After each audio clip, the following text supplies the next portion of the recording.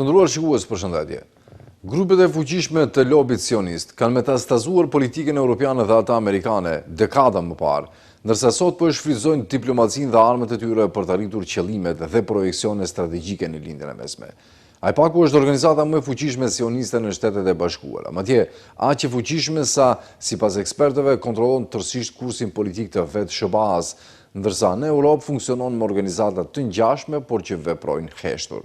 Gjermania, për shembull, është vendi më i kapur në Europë nga lobet sioniste dhe si rrjedhoi dhe mbështesi më i madh i qeverisë Netanyahut dhe politikave të cilës do qeveri izraelite në çdo kohë dhe këtë nuk e ka fshehur deri sot. Ndërsa mediat kryesore në Britani dhe Francë janë po aq izraelite sa vetë qeveria e Netanyahut dhe këtë e kanë dëshmuar me promovimin e propagandës izraelite, duke minimizuar vuajtjet palestineze të shkaktuara nga gjenocidi izraelit në Gaza dhe duke keq informuar opinionin për qëllimet e luftës së Izraelit.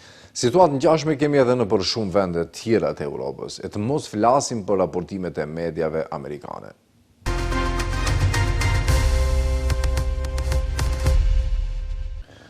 Në prapaskenat e politikës gjermane po funksionon prej vitesh një aparat i fuqishëm lobimi pro-izraelit, i udhëhequr nga shoqata Elnet, një organizatë që zyrtarisht prezantohet si think tank europian, por që dokumentet e brendshme dhe rrjedhet e fundit tregojnë se operon në koordinim të ngushtë me ministritë dhe strukturat e sigurisë së Izraelit. Nga udhëtimet e shtrenjta për deputetët, te rekrutimi i figurave të larta politike gjermane dhe te lobimi agresiv kundër protestave pro-palestineze, aktivitetet e Elnetit kanë krijuar një realitet të ri politik, ku mbështetja ndaj Izraelit është e institucionalizuar dhe shpesh e imunizuar ndaj kritikës. Shoqata Elnet, e cila ka zyrë në Gjermani, lobon për qeverinë e Netanyahut. Mbi 100 deputet gjerman kanë udhëtuar me shpenzimet e shoqatës, e cila ka kontakte me kolonët dhe mbështetësit e Donald Trumpit. Në fillim të gushtit, kancelari gjerman Friedrich Merz njoftoi kufizimin në dërgesat e armëve për Izraelin, një hap që, sipas sondazheve, gëzonte mbështetje të gjerë në popullat, përfshirë edhe tek kristian-demokratët, por nga radhët e vet partisë shpërthyen kritika. Po atë ditë, politikani i jashtëm Stefan Mayer, CSU, e qortoi Merzin në gazetën Bild, duke thënë se ishte detyrë e gjermanëve të qëndrojnë pa ekuivoke në krah të Izraelit.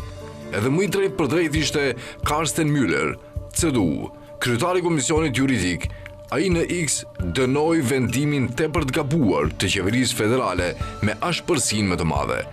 Reagimeve nga Unioni kundër kreut të partisë Merz u kishin paraprirë deklarata të ngjashme të organizatave pro-izraelite, si European Leadership Network, Elnet.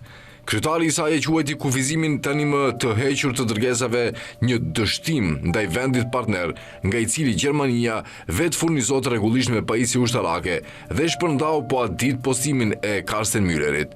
Jashtë Bundestagut, emri i Elnet është pak i njohur, por në vitet e fundit, shoqata është shndruar në një aktor të rëndësishëm të marrëdhënieve gjermano-izraelite, edhe në fushën ushtarake. Ekziston një sër organizatash që duan ta mbrojnë Izraelin nga presioni ndërkombëtar dhe për këtë arsye po veprojnë gjithnjë më intensivisht me burime financiare gjithnjë më të mëdha, ndërkohë që ushtrisë izraelite i ngarkojnë krime të rënda lufte dhe qeveria e Netanyahut minon strukturat e shtetit ligjor.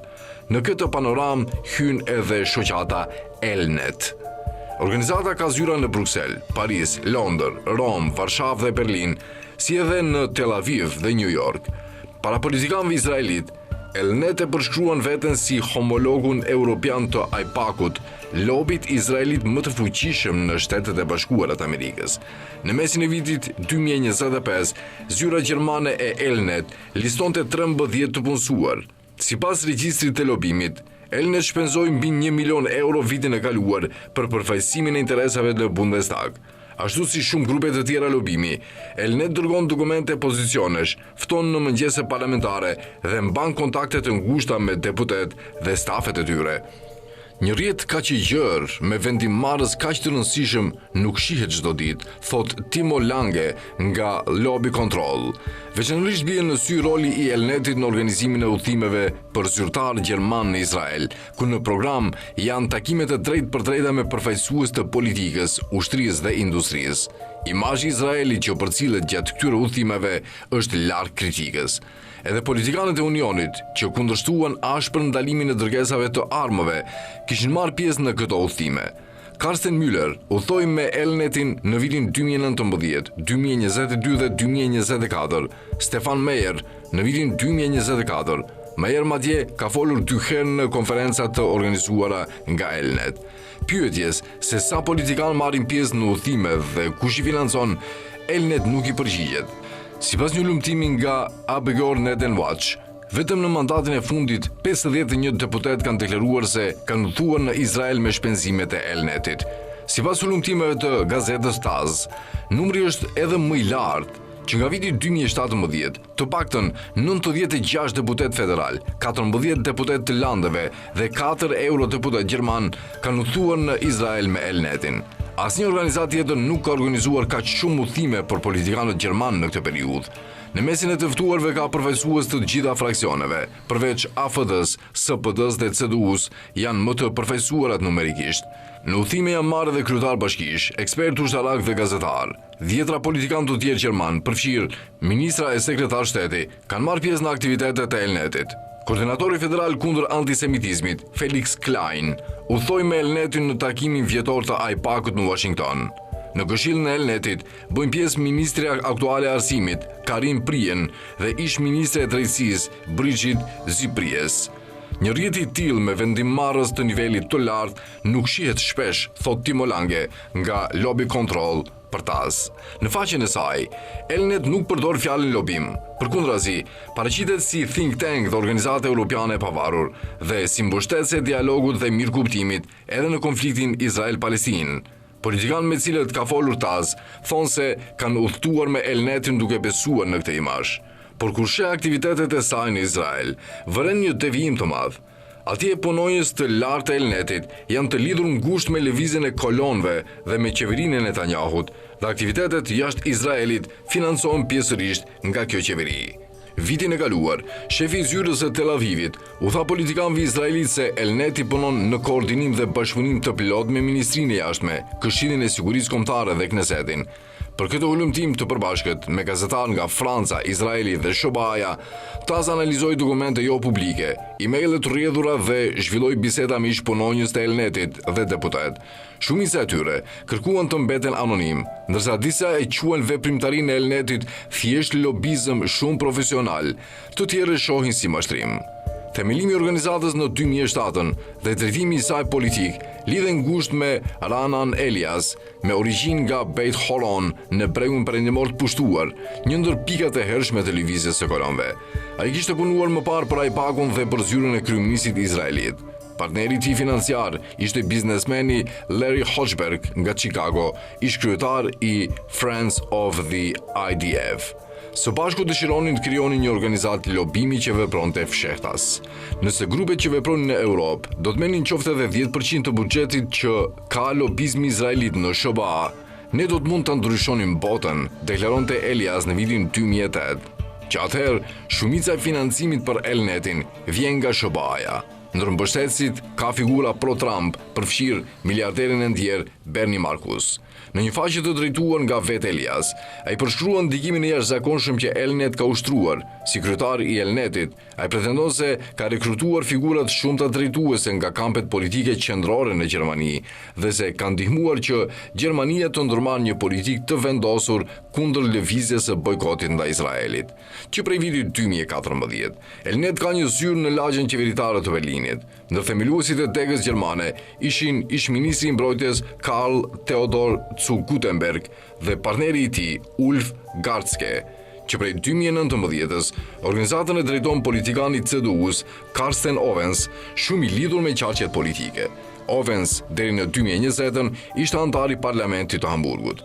Elnet deklaron për TASS se nuk punon për qeverinë izraelite, por njëkohësisht merr fonde prej saj. Dokumentet izraelite tregojnë disa pagesa nga Ministria e Jashtme për aktivitetet e Elnetit.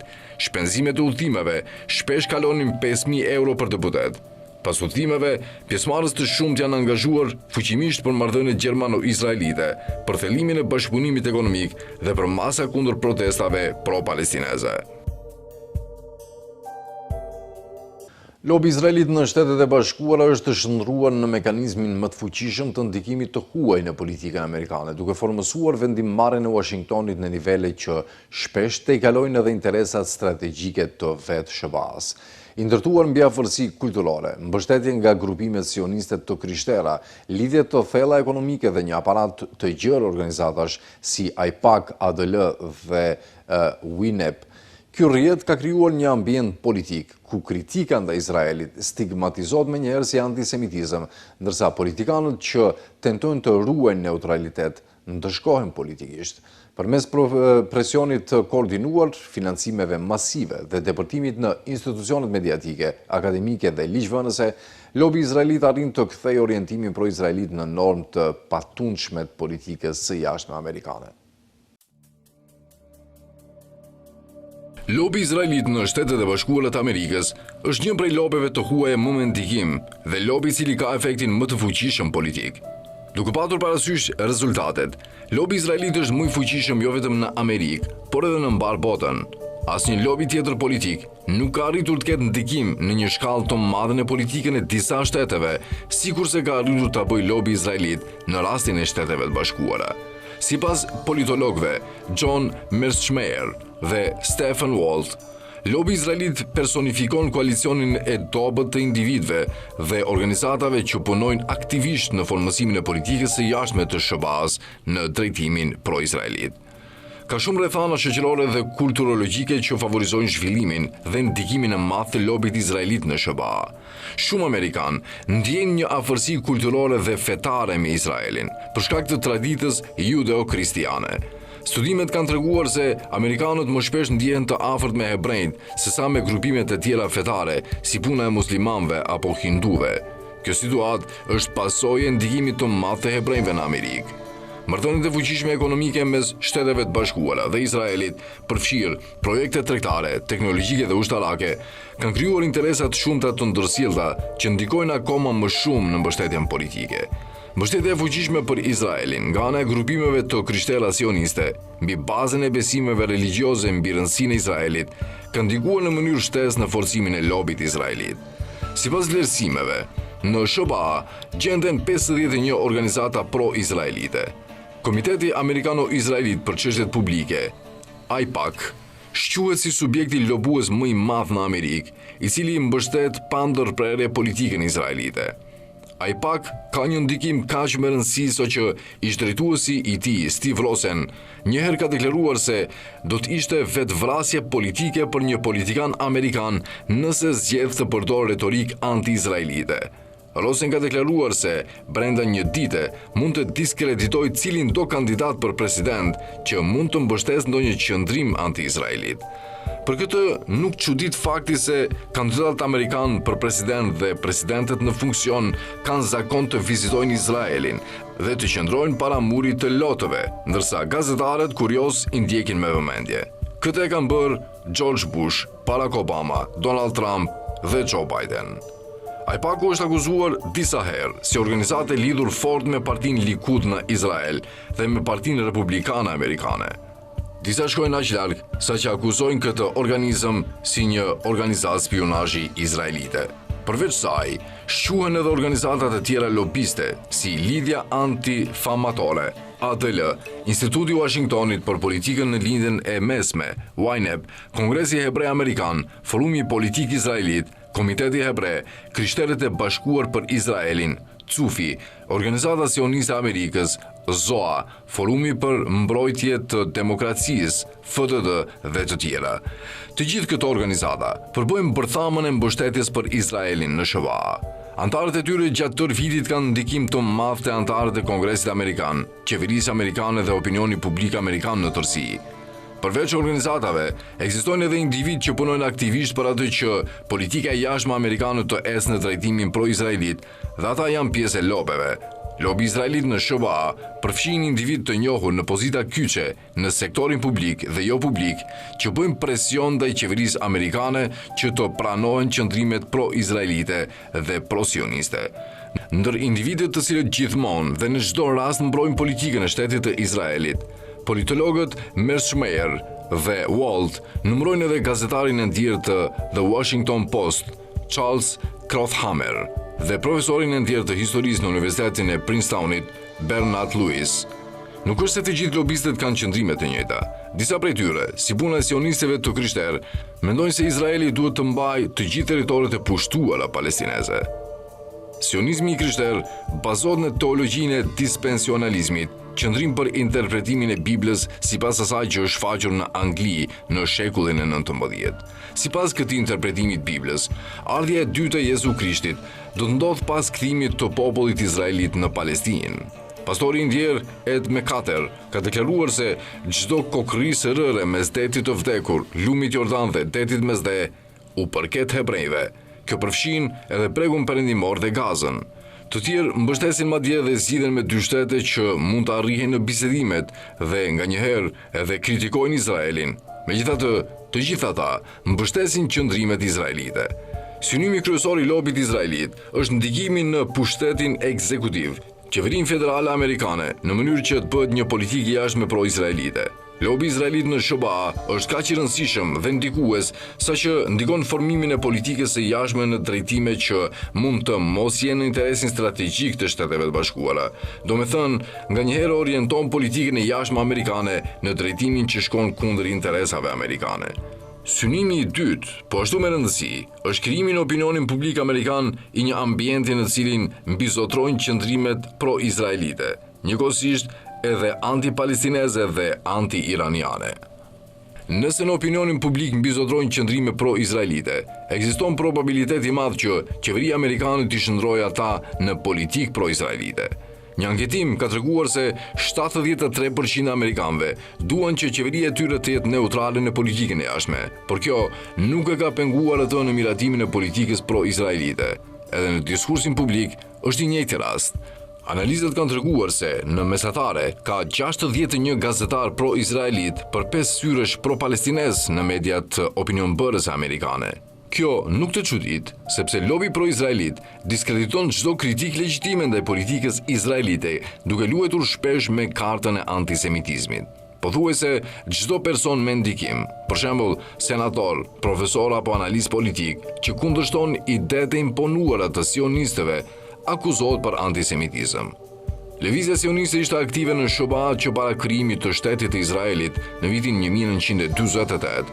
Organizata si puna e Organizatës Sioniste të Amerikës, ZOA, punonin për promovimin e shtetit hebre në radhët e hebrejve amerikan. Pas shpalljes së pavarësisë së Izraelit, mbështetja e SBA-s për shtetin e Izraelit u rrit shumë. Është pak e njohur nga publiku se kundërnjohës amerikanët të shtetit izraelit ishte sekretari i atëhershëm i shtetit George Marshall, si dhe strategu kyç i politikës së jashtme George Kennan, sepse mendoni se njohja do të kërcënonte raportet e SBA-s me botën arabe dhe do të lehtësonte depërtimin sovjetik në lindjen e mesme dhe Afrikën e Veriut. Por presidenti Harry Truman e njohu Izraelin. Megjithse gjithsej përbëjnë 2.4% popullsisë së Amerikës, ose në shifra janë 7.5 milion hebrej, ata përbëjnë 50% të miliarderëve amerikan. Hebrejt amerikan përbëjnë 20% të profesorëve në universitetet kryesore amerikane, 40% të punësuarve në kompanitë e mëdha të avokatisë, 59% të shkrimtarëve dhe regjisorëve dhe gjysmën e 200 intelektualëve më të mirë amerikan. Krahas kësaj, grupimet lobiste të hebrejve dhurojnë me miliarda dollar gjatë fushatave zgjedhore. Personat me prejardhje hebreje zën pozita të drejtorëve në 3 rrjetet më të mëdha televizive, ndërsa 4 kompani të mëdha filmike janë në pronësi të kapitalit hebre. Krahas kësaj, gazeta amerikane më me ndikim, The New York Times, është në pronësi të hebreut Sulzberger. Në këndvështrimin e konfliktit izraelito-palestinez, lobi izraelit është pengesë për zgjidhjen në favor të dy popujve, cilat do qoftë ajo. Lobi është pengesë edhe për forcimin e besimit mes Amerikës dhe botës arabe dhe muslimane në përgjithësi. Teksa Gaza është reduktuar në një mozaik rënojash dhe varësh masive. Mediat kryesore britanike po e paketojnë shfarosjen si një fushë betejë të ndërlikuar, duke i përkthyer mizorit izraelite në gjuhë klinike ushtarake që zhduk viktimën dhe normalizon agresorin. Palestinezët që kanë mbetur të vetmit dëshmitar të gjenocidit përjashtohen nga statusi gazetarëve, ndërsa BBC-a dhe Sky News-i hynë në Gaza për të riprodhuar narrative në ushtrisë që i shoqëron pra ushtrisë izraelite, duke shtrembëruar realitetin për një publik që po mashtrohet sistematikisht prej 25 muajsh. Nga minimizimi i shkeljeve të anëpushimit e deri te heshtja për procese gjyqësore të gjenocidit, raportimi britanik vepron si filtr që i fshin faktet më të rënda dhe bën të duket sikur Gaza po shkatërrohet nga dy palë në luftë e jo nga një projekt i qartë shtetëror eliminimi. Për më shumë se 2 vitesh, Izraeli ka zhvilluar një fushat të pamëshirshme fshirjeje në Gaza, duke reduktuar territorin në rënoja. Shumë palestinezë të enklavës janë shndruar në gazetar të rastit. Mes ndalimit të gazetarëve të huaj nga Izraeli, burimet e vetme të informacionit kanë qenë qytetarët që po e përjetojnë dhe transmetojnë drejt për drejt gjenocidin. Megjithatë, përpjekjet e tyre të guximshme nuk u vlerësuan gjërësisht, shkruan Hamza Yusuf, gazetar palestinez nga Londra. Nuk ka gazetar në Gaza, deklaroi fundvitin e kaluar David Lammy, atëherë ministri i jashtëm britanik. Të njëjtin mendim e shpreu edhe prezantuesja e njohur e CNN-it, Christian Amanpour. Në teksti ishte se palestinezët nuk mund të besoheshin për të rrëfyer realitetin e tyre në mënyrë të saktë apo objektive, dhe se vetëm gazetarët e mediave kryesore mund të shërbenin si tregimtar të besueshëm të së vërtetës për të ndihmuar publikun të kuptojë ndodhijet. E rrënjosur në arrogancë, kjo teori u vu në provë dhe u rrëzua plotësisht pasi gazetarë nga transmetuesit kryesor britanik, përfshirë ITV, Sky News dhe BBC, hynë së fundmi në Gaza dhe, si zakonisht, e shtrembëruan realitetin. Ata e mbajtën gjallë trillimin se Gaza është një skenë lufte komplekse, e jo një masakër orkestruar me përpikmëri, shkruan Yusuf. Duke raportuar nga Gaza në fillim të nëntorit, Lucy Williamson e BBC-s vuri në dukje. Kjo është vetëm një shije e asaj që 2 vite lufte i kanë bërë Gazës. Ushtria izraelite thotë se ende po lufton me Hamasin këtu, pothuajse çdo ditë. Pesazhi i shkret në Gaza paraqitet si një pasojë dhunës së Izraelit, e drejtuar me kujdes vetëm kundër Hamasit. Një artikull shoqërues këmbgul në këtë karakterizim të një konflikti të ndërlikuar. Titulli citon: "Shkatrim total pas 2 vitesh lufte", ndërsa teksti riprodhon deklaratat robotike të Izraelit për tunelet e Hamasit dhe infrastrukturën terroriste, duke zbardhur kështu shfarosën e qëndrueshme të jetës palestineze që nga tetori 2023 duke justifikuar sulmet e vazhdueshme. Një zëdhënës izraelit citot drejt për drejt duke thënë se niveli i shkatrimit nuk ishte objektiv, duke shtuar: "Qëllimi është të luftojmë terroristët." Mbi këto citime, artikulli paraqet një fotografi të lagjës së rrafshuar Shujaia, duke nxjerrë në pa kontrastin e thellë midis kornizimit BBC-s dhe të vërtetës së pamohueshme. Edhe pse brutaliteti i Izraelit nuk ka rreshtur, BBC-ja përshkruan anëpushimin si lënje të Gazës në një limbo të tensionuar. Në realitet, Izraeli ka shkelur anëpushimin rreth 500 herë që nga tetori, duke vrarë më shumë se 300 palestinezë dhe duke rrafshuar qindra ndërtesa. Raportimi i BBC-s kurorëzoi 25 muaj mbulimi të shtrembëruar, duke pikturuar një pamje krejtësisht të pasakt bazuar në përfundime të papërcaktuara për vetmbrojtjen dhe kundërpërgjigjen izraelite, duke injoruar të vërtetën e zhveshur të spastrimit etnik sistematik. Pak ditë pas raportit BBC-s, erdhi një kronikë e Sky News, po ashtu nga një korrespondent i lindjes së mesme i integruar me ushtrinë izraelite. Kronika përmban përshkrime të ngjashme për shkatrimin dhe tokën e djegur të kontekstualizuara si plagë lufte. Një zëdhënës i ushtrisë izraelite lejo të kornizojë ngjarjet. "Nuk po rrim këtu për qejf, po rrim për të mbrojtur popullin e Izraelit." Kjo paraqitje e veprimeve të Izraelit si thjesht reaktive ruhet gjatë gjithë raportimit të Sky Newsit, kur gazetari Adam Parsons përmend se dëgjoi të shtëna automatike gjatë vizitës së tij në Gaza, që rezultuan në vrasjen e palestinezëve që supozoi se po kalonin vijën e verdhë që tani ndanë enklavën, ai e fut menjëherë versionin e Izraelit. Izraeli thotë se ata ishin terroristë të Hamasit. Kjo forson përshtypjen se ushtarët izraelit po angazhohen në dhunë vetëm për të eliminuar kërcënime në një luftë shumë planëshe.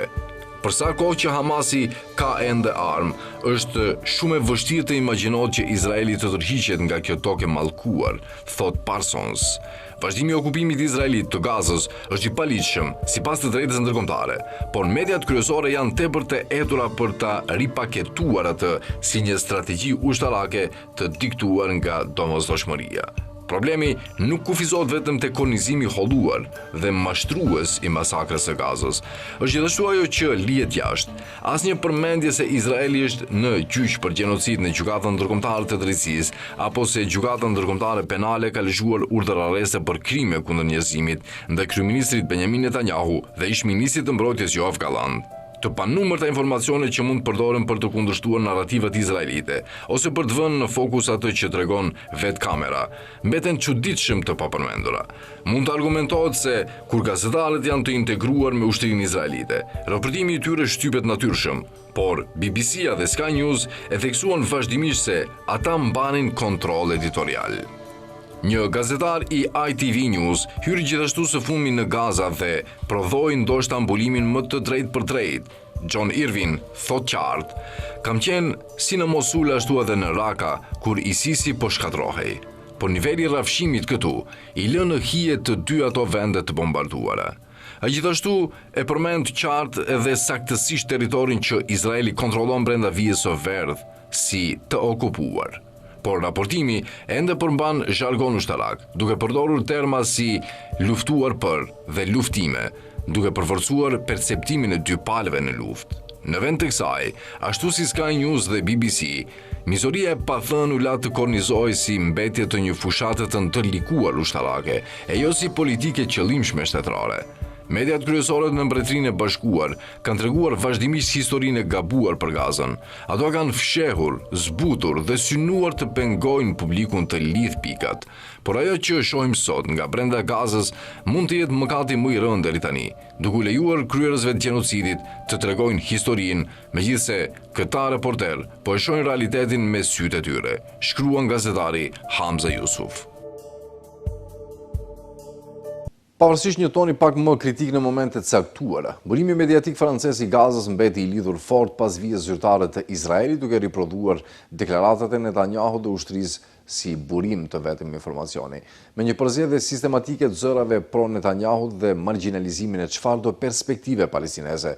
Mediat kryesore franceze krijuan një peizazh informativ të një anshëm ku edhe lufta e Izraelit kundër civilëve shihej si vetëmbrojtje, ndërsa fëmijët palestinezë të burgosur shpalleshin terrorist, duke zbuluar standarde të dyfishtat ngritura në normë editoriale. Gjatë 2 viteve të fundit, sipas analizës së profesorit Alain Gabon, raportimi francez për Izraelin ka arritur nivele të papara të propagandës sioniste. Pavarësisht interesimit të dukshëm më të madh për fatin tragjik të palestinezëve midis majit dhe tetorit, në përputhje me deklaratat paksa më kritike të qeverive perëndimore, mediat kryesore franceze nuk pushuan kurrë së përsërituri pa kritik retorikën e kryeministit izraelit Benjamin Netanyahu, edhe teksa palestinezët po shfaroseshin para syve tanë, shkruan Dr. Alain Gabon, profesor i francez në Universitetin Virginia në SHBA. Ky ndryshim i vogël dhe i përkohshëm i tonit nuk sinjalizoi as pak ndonjë ndryshim të qëndrimit tyre thellësisht pro-izraelit, por ishte një përpjekje e shkurtër për ta kuruar imazhin gjatë fazës më të rëndë të gjenocidit. Mediat franceze dhe në shkallë të ndryshme, ato të shumë vendeve të tjera, u detyruan të paktën të shtiren se po tregonin më shumë kritik ndaj Izraelit dhe po i jepnin më shumë hapësirë vuajtjes së palestinezëve. Megjithatë, njëkohësisht, ato përdorën një varg strategjisht që në praktikë anuluan edhe ato devijim të vogël dhe momental të raportimit, duke lejuar të vijonin të përmbajshin sa më afër vijës zyrtare të Izraelit. Këto metoda ishin dhe mbeten sistematike në kanalet dominuese të televizionit dhe radios franceze, publike dhe private, si edhe në gazetat e mëdha dhe revistat, nga qendra e majt deri tek e djatha ekstreme, vlerëson Gabon. Studimet fundit tregojnë se raportimi francez konsistonte kryesisht në citimin e Netanyahut ose ushtrisë izraelite pa distancë kritike, duke përsëritur pikat zyrtare të qeverisë dhe ushtrisë izraelite. Këto deklarata shpesh ishin burimet e vetme të segmenteve të lajmeve, të justifikuara me pretendimin e objektivitetit gazetaresk. E përditshmja me ndikim Le Parisien, e cila shpesh përcakton agjendën e lajmeve, nuk e mbuloi fare bregun perëndimor për 11 muaj, mes tetorit 2023 dhe shtatorit 2024, duke fshehur fushatën e spastrimit etnik atje. Gjatë kulmit të ofensivës gjenocidale të Izraelit, edicionet e lajmeve në televizionin publik, France 2 dhe atë privat, TF1, pothuajse ndaluan mbulimin mediatik të Gazës, duke kushtuar vetëm 5 dhe 8 minuta në ditë. Mediat perëndimore fshehin rregullisht informacione që ekspozojnë veprimet e Izraelit, përfshirë paligjshmërinë e bombardimeve të tij në Iran, Siri dhe Liban, historikun e gjatë të shkeljes së të drejtës ndërkombëtare, dënimet e përsëritura të OKB-s për krime lufte dhe faktin e jashtëzakonshëm që një shtet i trajtuar si alat dhe demokraci për vite me radhë, po drejtohet nga një njeri i kërkuar nga gjykata ndërkombëtare penale për krime kundër njerëzimit, shkruan Gabon.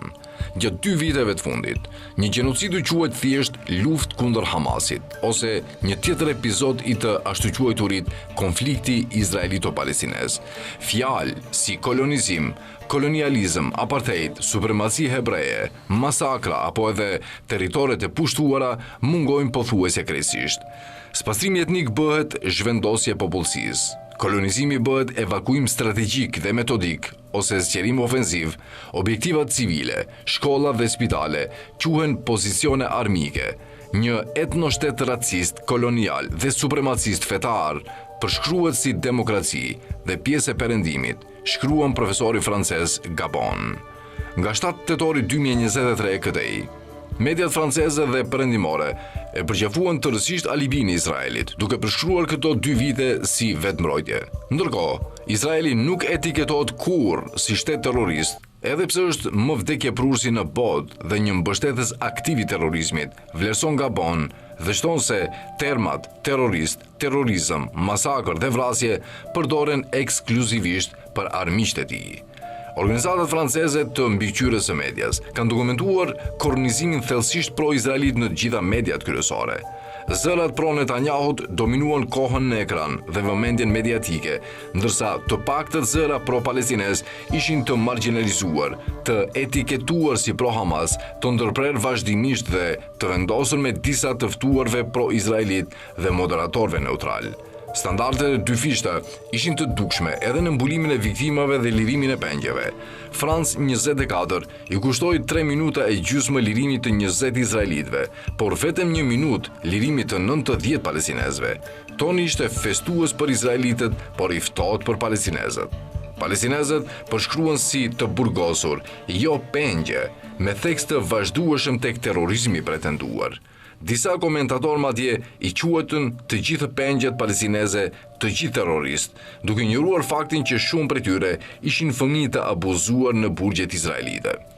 Nga pikpamja profesionale dhe etike, vlerëson profesori francez Alain Gabon, mbulimi francez i çështjes Izrael-Palestinë nga 7 tetori deri sot ka qenë një mbytyje plotë e gazetarisë, por një mbytyje sipas planit Izraelit. Në përputhje me politikën e jashtme franceze, që prej epokës Sarkozy, mediat franceze e tejkaluan veten në mbulimin e Gazës, shpesh duke qenë edhe më pro-izraelite, më propagandistike dhe më tërësisht sioniste se sa shumë gazetar hebrej izraelit, historian të Holokaustit, organizata të drejtave të njeriut si B'Tselem, apo edhe veti ish kryeministri izraelit Ehud Olmert, shkruan mëtej Gabon. Ishte kjo të ratë të ndëruar shikues, faleminderit që na ndoqët dhe mirupafshim.